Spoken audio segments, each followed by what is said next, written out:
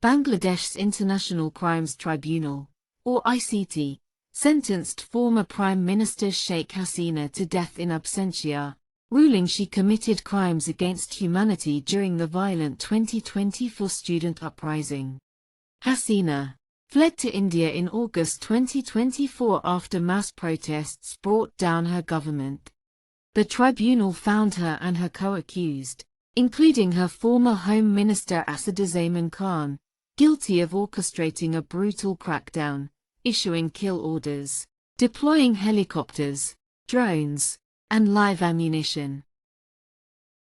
Moreover, the verdict creates an indirect pressure on India to respond to Bangladesh's formal requests for extradition, with Dhaka insisting that sending Hasina back is a legally binding duty under the bilateral treaty. From New Delhi, Hasina rejected the verdict as deeply flawed, calling the court a rigged tribunal under an unelected government.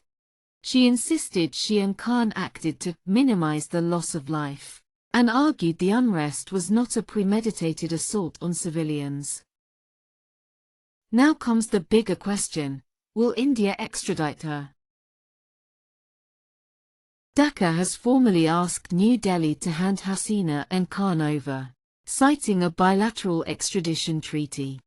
Officials in Bangladesh say India has a legal and moral obligation. It would be a grave act of justice denied, they argue. But New Delhi's response has been cautious.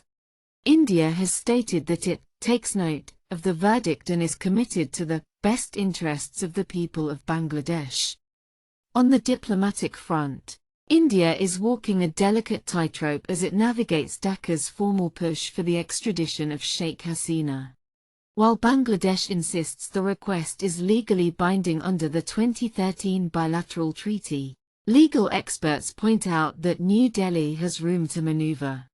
The treaty includes clauses allowing India to refuse extradition if the alleged offense is considered political in nature, or if the transfer would be unjust or oppressive.